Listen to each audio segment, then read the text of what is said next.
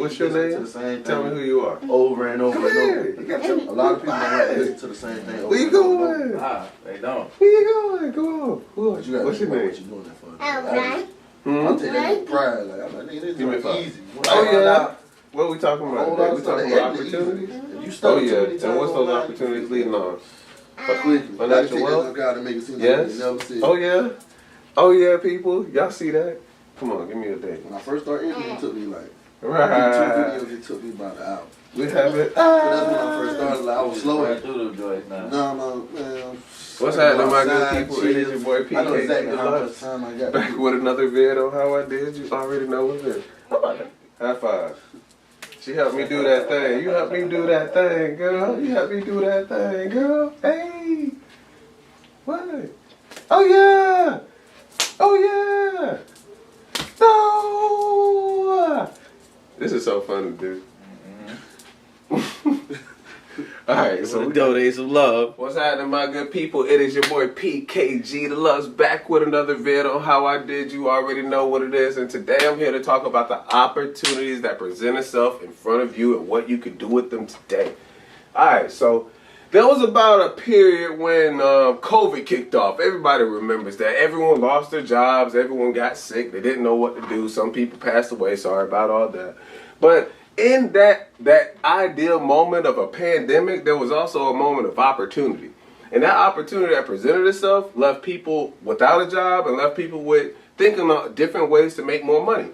Here was one of those ways that I found out immediately after losing my retail job that I had for about 3 years. So each and every one of these skills right here was something that I learned out of a retail network that working there would have probably made me about $100,000 if I was doing it independently. Wait, $100,000? Yes, because it's a slew of information that you have to know.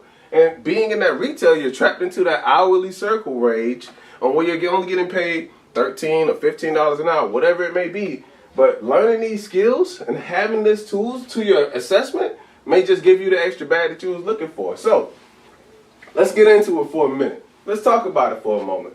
Each and every one of these skills that I have up has always been something that I've used and had to learn along the way. Starting with the smart home.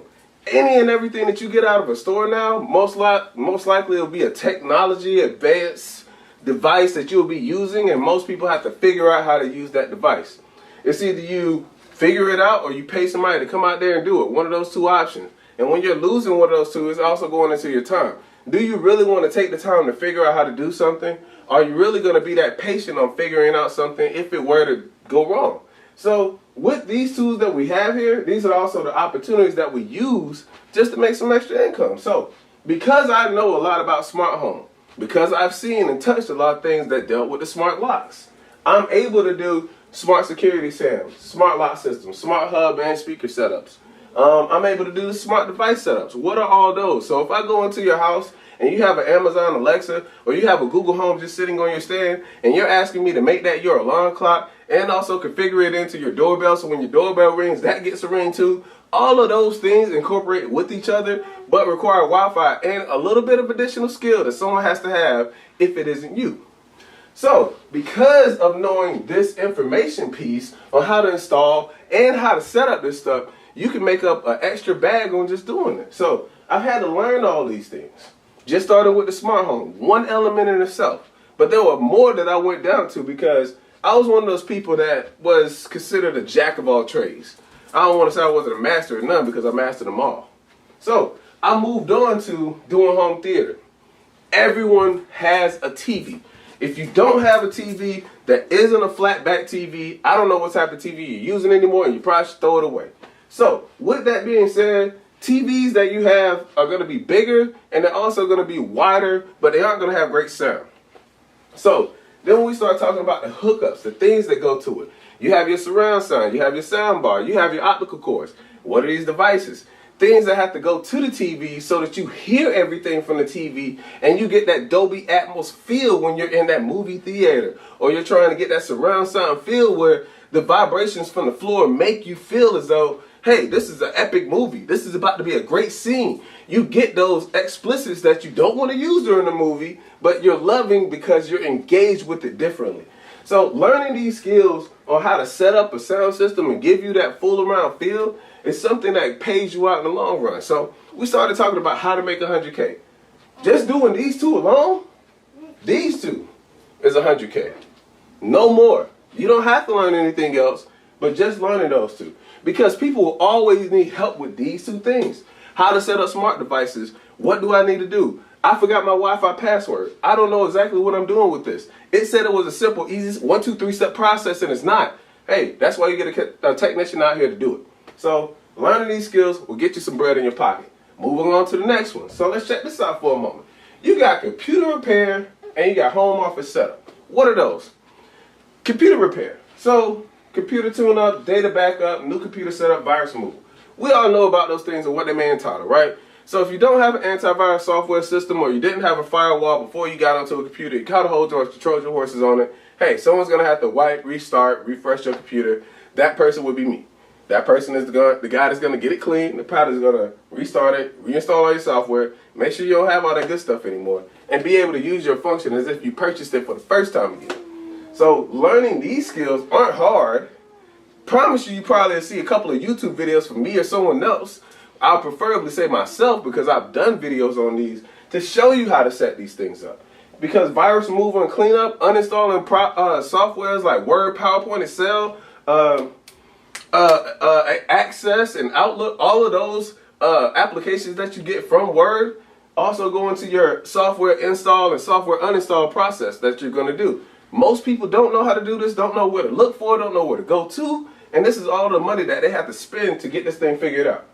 It gets worse. It gets a whole lot worse, because now we go into, hey, because I'm on this computer and this is a new computer for me, how do I set up my email? How do I get to my account information?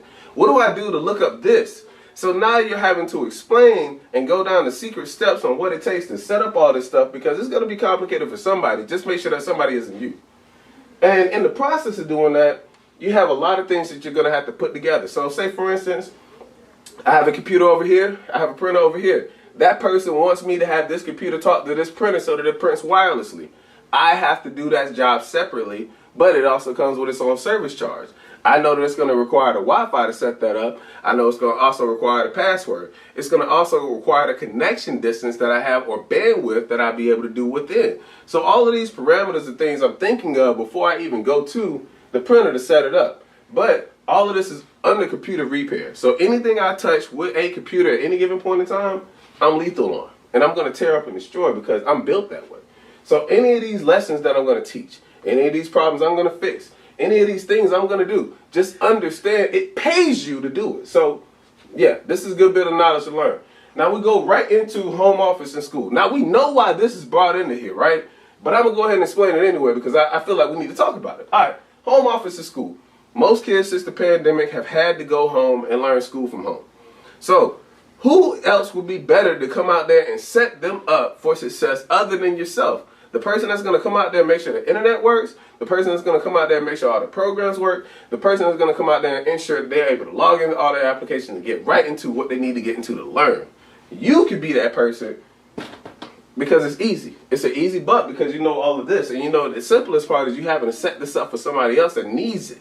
So just understand that diameter of thinking for a moment and see the value in just these two steps alone. So now that we've gone over smart home theater setup and hookup, computer setup or computer repair and help, and home office, we got two more things left.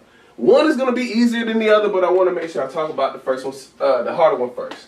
TV mounting. I don't personally think that TV mounting is hard. I don't think it's difficult. I don't think it's a strenuous process. I think personally most people are afraid. If I see a TV on a wall, I think I can take it down and I think I can put it up. That's just to be honest with you.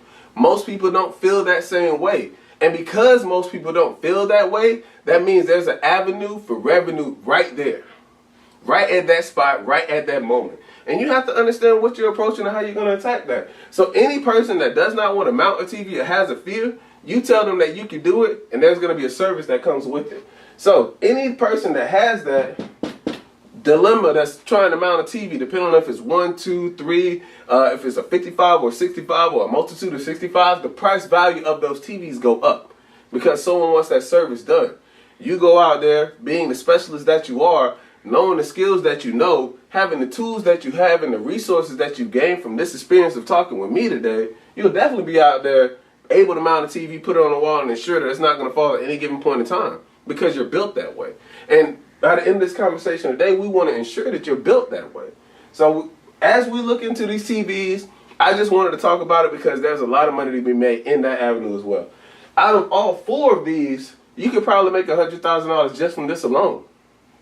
So, out of combination of all these jobs, I'm listing all the opportunities that present itself. What you can, what you're able, how far you're able, your capabilities. And I don't want to limit you on anything that you're doing. But I do want to let you know all of the steps is possible and profitable as you're learning. The last one is going to be mobile tablets and setups. There are few and small occasions where you're running to teach someone how to set up a phone. But in those moments that you do, that is also profit as well. So someone that does not know how to get into their Gmail address or don't know how to use these applications, whatever the sort may be, you go in there, you give them that advice, you give them that support, you're able to make a payout because you know the knowledge. All of this stuff that I'm talking about today does not require a lot of hands-on. But as you're knowing the knowledge, you'll realize that each and everything requires you to think about it more than it requires you to do more pushing, do more turning. You have to really apply yourself in thought and how I'm going to do this. So once you understand this, the money will start flowing for you a whole lot faster and a whole lot quicker. So I gave you all this today to let you know the opportunities that are out there that presents itself. You guys can do it because I've seen someone out here that is doing it. I'm on track to possibly do it at this moment. And I want to make sure that everybody around me is on that same playing field, that same stage, because we can all stand up there together. This is 100,000 in action. I'm showing you. You can do this. All of this stuff is not even Googleable, but you can look at it and see, what can I figure out? How can I do it? There are tutorial videos on what you can do to learn more. I just don't want to limit you to say, hey, I worked at a retail store. I worked at a retail store for forever. What other opportunities can I do other than work at this retail store? I was in that same boat. I was in that same boat for about 3 years and I had to figure something out. This is what I figured out. Where to take my skills, and my skills took me to the next level. You got to go to the next level. You can't stay stagnant. You can't stay there. You have to go to the next level. All right? So today, this was just to give you a presentation of everything that you could do to make $100,000 if you learn these skills. Each and every one of them have their own payout. But I promise you, they're going to be great when you start. All right? PKG Deluxe is in. PKG Deluxe is out, baby. Oh, no. What's happening, my good people? It's your boy PKG Deluxe back with another vid on how I did. You already know what it is. So today I'm here to talk about TV mounting services and how much you can make out of them. Yo, it's been a crazy few months that I've been going on, but when I've been doing it, all of these services have paid up to be a whole lot of money in the overall scheme of things. And I want to make sure I break all these things down as we're going to it. So like, you have a slew of TVs that you'll go through and mount. From 32 all the way up to 82, 65, 85, you have a lot of them that you're going to do. And with those TVs, each and every one of them come with their own steps, their own mounts, their own functionalities on how that person wants them done. Why am I saying all this stuff? Because those services that you're doing for that TV add up. Why is that going on? Is because people are afraid to get in there and actually do the nit and the grit and the hard stuff there is to do. So for each TV that I put my hands on, I got a charge price for it. And it ain't cheap, but it ain't high. So let's talk about it for a moment. If I come in and I wanted to do, or you wanted me to do any type of TV in your household, depending on if it's drywall, brick, or if it's outside in somebody's garage or barn, depending on what it is, I have to start off with a charge of $150 just to get it out there. Me coming out there doing the service and probably also bringing them out to you just so we know exactly what it's all going to take. So I factored in a lot of maths when I was doing all of this, right? So when you go out to do these jobs, let's say you do one, it gives you $150 if you did that TV mount. The person were to come back and want another one done, you'll probably have 3 or 4 or 5 clients. This adds up and builds you clientele when you go back out there the second and the third time. Now, if you were to use any of these mounts or have to come back out there and dismount or do another service to a TV, those services also pay out too. When I come out to do a dismount for anybody's TV that's moving somewhere or going somewhere, instantly $100. Immediately off the gate. Why? Because it's a hard service to do for that person, and they want to make sure that that TV comes off the wall with minimal damage. A professional may have not put it up there, but a professional may have to take it down. So just keep that in mind. The remount, if I got to go in your house and put it back up, all right, cool. A professional's putting it back up there. These charge prices that I got to come up here and do for is only because I know how much it takes. You want a professional to get it done, it's going to cost a little bit of more money to get that professional to have it done. The reasons why is because all of the fixings that come with it. So when you get a fixed mount, tilted mount, full motion mount, all of these mounts give you full capabilities and range. Well, one of those mounts give you full capabilities and range so that you can do a slew of things with your TV. And the additionals that you have, in-core wall concealment and out-core wall concealment. Some people know about these, but it depends on what you're really trying to pay to make a bang out of your buck on it. So if you do the in-core wall concealment, you cut a little slice out behind the wall, give them that little piece that slides in there, and you run the cords behind it so that you never see any of their products from the backside of the TV at all. Why do they do that? Because they want to have this TV flush. They want to have it look perfect when it's up there. And anybody will want that when they're having something done in their own household. I'm not going to lie, I would too. So, when we come up to do all of these services each and every day, like let's just give it a ballpark of saying we did, I don't know, 5 jobs a day, 5 TV mounts. So I got 5 stacks of TV mounts with me. They're all going to be fixed. So that means I charge everybody at minimum $50 because I had to buy a mount. So my mounts cost me $20. I had to sell them for $50. I'm going out to make $150. I'm on track at this point to make about $2,000 in a day. $250 at least, $2,000 in a week, excuse me. $250 in a day if I continue with my math being slower than I want to actually give it to. So in a week's time frame, you bust $2,000 just off of TV mounted services alone. What you can do with these things are totally up to you. But between this, your private clientele, and the app that you can use, you can probably make about $96,000 plus, depending on how well you mount these TVs and do these services. Why do I say these numbers? Because yes, they're true numbers. We've done it. We've actually had the numbers add up for ourselves. Month after month after month, we're doing this. Why? Because it's easy. Like, you go out there, you say, hey, do you want your TV mounted? Now I'm mounting your TV, and you got to overpay for the price because it's either me and somebody else or me and someone that actually is going to do this, or me and you, as in the customer client, that's going to lift this thing and get it up there. Because as a perfectionist and as someone that actually is a professional, you should actually be prepared to do this at any given point in time and be able to do this stuff as well. So I get out there, knock it out, make it look nice, leave it, and now I'm getting paid for doing an easy service, I feel as though, just because I'm confident. That's it. All of confidence. So I've been looking at doing this for about 4 months now.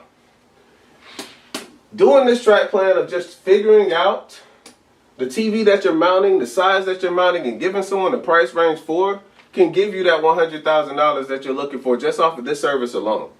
So if you understand and don't have a fear for getting out there to mount a TV, I just want you to see what all can pan out if you did do it. So give it a shot. Give it a go. Give it the take that it's going to need because it's some money out here to make. So let's get out here and grind for it. That's one down. So PKG Deluxe is here. PKG Deluxe is out, baby. Hey, man, if y'all interested in learning how to make like $10K a month, make sure I'm going to tag my cousin in this video. Make sure y'all DM me. Y'all better get with us. All right, what's happening, my good people? It's your boy PKG Deluxe back with another vid on how I did, and you already know what it is. Today I'm here today to talk to my cousin, Jeremiah Reeves today. A couple of questions I had inspiring on what it takes to be a motivational and inspiring entrepreneur.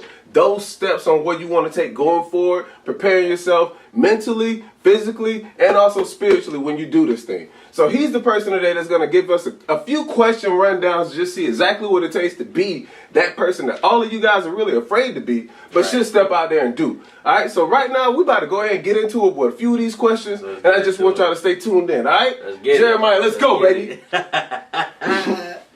All right. Let's go. Jerry. What's up? Motivational prep talk and inspiring entrepreneurs. I want you to tell them. I just got a few questions for you. One of them, what gave you the passion to pursue entrepreneurship ideas. Where did that come from? Well, man, you know, back in the day, my grandpa, Fred Reeves, he owned a lot of properties, and he always had an entrepreneurial spirit back when they was in slavery time. And it was a story that my great-grandma told us that they came in and kicked them out the house, kicked the family out the house. So he swore to never, like, depend on nobody else again, for the lack of a better term. You know what I'm saying? So Correct. We've got 22 properties in Mullins right now, and it's been always in me. My grandpa Franklin, he was a pastor, he did taxes, teacher. He was always just a hustler, man. So he always made that bag happen one way or another. Exactly. My pops, you know what I'm saying, even though he wasn't really like ingrained in my life, he's from New Orleans, he was doing his thing always, and it's just like, it's just really in my genetic code to really pursue more or be the best version of myself that I can be, which is what I like to call being wealthy, because being wealthy is being the best version of yourself. Correct. You know what I'm saying? So I guess it's just DNA, but as far as it not being in DNA, because sometimes for people it's not. You basically gotta want. What do you want? What more do you want out of life? Like, I've been reading the Science of Getting Rich, and they're saying that that's another good point. Keep going. Exactly. Keep going. It tells you that in order for you to be your best, happiest, fulfilled self, to be able to give the most and do the most in life, you have to have all the resources open to you, and to be able to get all those resources, you have to be wealthy enough to be able to purchase these resources. So being wealthy and wanting to be rich and wanting to be an entrepreneur and doing everything that you want to do in your life, you're just being your best self. Fair. Let me ask you another step question. All right, so when you began this process on saying, I'm going to be an entrepreneur, I'm going to do whatever it takes to get there, I'm going to excel regardless of what anyone says to me, how did you avoid those stages of doubt that people give you in the beginning of saying, you can't do it, you can't make it, you probably won't have the finance? How do you avoid that part that people are really hitting you over the head with and still prevail? What does it take? Tell me about it. Man, look, you know, I used to think something was wrong with me. Right. Everybody want to work, and I'm like, look, I want to do this. Like, everybody wanted to earn their label and earn their money, and I was like, yo, I would want to use my mind and put people in position to be able to make money, and I made money off of the decisions that I made instead of like me physically doing it. But you know, being the black sheep of my family in that way, it's I used to think something was wrong with me. You know, my grandmother would be like, yo, you need to work. My mom. Everybody who really was like big in my life, they was like, you need to work. That's abnormal what you're doing. You're going against the grain. Correct. So basically, you just gotta. It comes to a point where a lot of people will quit, but at the end of the day, it's you. It's you. So you'll be basically neglecting yourself, neglecting your happiness, if that's really you. If you love doing it. If it's you, it's you. Right. A lot of people like. You know you want to do something else, you got a great idea, you got something wonderful that you know could bring value to the people, but you're really nervous of what others may think of you, and you're really nervous of just leaving that safety net and just jumping. But you got to understand, you'll never know if your wings work unless you jump off the cliff. Correct. You never know if you can fly unless you actually put yourself in a position to fly. Get out there and do it. You know what I mean? So, all right, cool. So since we got onto that question, I had another question, because this is probably going to pay a lot more towards the people who work a 9-to-5, who are afraid to jump out there and give this entrepreneurship idea thing a shot. So I just want to talk about that for a minute. What would you tell someone who works a 9-to-5, who's afraid to leave their job, who doesn't know what to do, and if their life were to end tomorrow, i.e. COVID, and everything goes down, what could they do? What could they figure out? They have to test these tools out of entrepreneurship for the first time, and they have to figure something out. How do they begin these stages if they've been programmed to work this 9-to-5 for 10, 20, 30, maybe even 40 years? Right. So what I want to do if you're working somewhere and you enjoy doing it, that's kind of different. That's a lot different. Now, if you really enjoy what you do, kudos to you. Like, I used to serve tables, bartend. I really loved it, but I was just too ambitious. My brain wouldn't just chill and let me be content on that, but I really enjoyed doing that. But my recommendation is never just straight up quit your job. Put your game plan together. You know what I'm saying? Do your market research on what it is that you're trying to do. Correct. You can dip your toe in the water.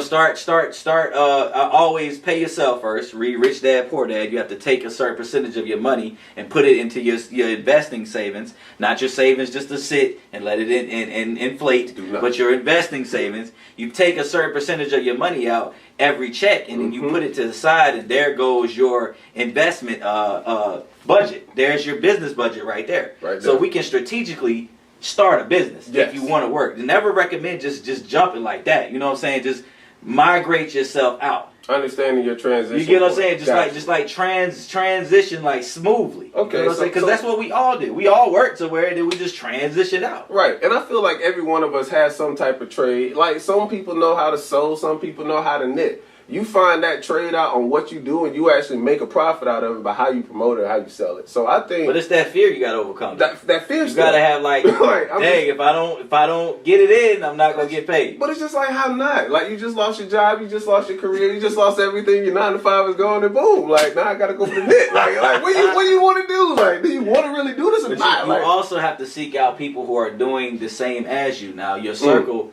Your circle is really big, because if you're trying to be an entrepreneur and all your friends are telling you what you can't do, you're going to fall into like some complacency, some mediocrity. You're going to be average, hanging around average people. Correct. It's going to be extremely difficult to start a business, run a profitable business with people who are not trying to do the exact same thing you're doing. So you have to I know it might be a cliche thing to say, but you gotta change your friends up, man. Like you gotta change your people up. That's where you gotta switch up the circle, man. Right. And I'm gonna tell you why the biggest point of this is gonna pip up. So I'm gonna ask this last question. I know it's gonna be very important. So let's get ready for it. All right.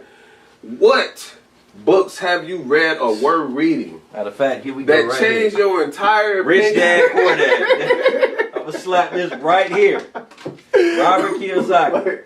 What books were you reading that made you change your entire opinion about why I couldn't do something and why I will do something? What switched you into that motive that I'm going to get this done and it's going to do whatever I'm going to do whatever I have to take to make sure it gets done? What gave you that drive? Playing sports back in the day, playing football, you really get that, once you're blessed enough to be a decent player. Like I was a pretty good player. So it's like, you got that competitive edge. You got that going to get it done, that tenacity, that attitude. So basically, you translate that confidence into your everyday life. Now, the transition usually happens is when you was great in high school. Like, oh, dang, homie, in high school, you was the man, homie. So what you do, instead of okay, you might not be playing sports, but you translate that into your entrepreneur career. Or if you do work, you need to be the best one there. Right. You know what I'm saying? Like, I was a manager at Buffalo Wild Wings. I worked at Buffalo Wild Wings 4 months. I worked in retail, so I turned it up. I was managing that joint. Like if I'm gonna be here, I'm going to stand out here. You feel what I'm saying? So, but Rich Dad Poor Dad is one of my favorite books. That's where I really got the Pay Yourself. Well, Pay Yourself is from the Richest Man in Babylon. But Rich Dad Poor Dad, Richest Man in Babylon. I really don't believe that nobody's really getting money unless they're reading books like that, because it sets them and it sets the tone for your mentality. Correct. Because you are what you study. Right. So, if you study how to shoot jump shots, you're going to be better at shooting jump shots. If you study how to cook burgers, you're going to be cooking burgers. If you're around people watching drama, watching nonsense all day, that's just what you're going to be in your life. So, a whole reality television show. There you go. That's what you become. There you go. All right, so I appreciate you answering all those questions for me. You already know, cuzzo. I appreciate that. So we all needed to hear that just so we know what it takes to get there. So this doesn't stop today; it begins today. Mm-hmm. So for everybody out there that's inspired to begin the pursuit on being an entrepreneur, it starts right now. Right now. Not tomorrow, not yesterday. Right now. At the end of this video, I want more and more people to give this idea a shot. Roll with it. Read some books. Do some independent thinking. Do some due diligence for yourself, because the only person that this is going to hurt is you if you don't. Understand it now. See your future later. All right? There you PKG Deluxe is here. There you go. Jeremiah Reeves is here. Let's get it. We out, baby. Yes, sir.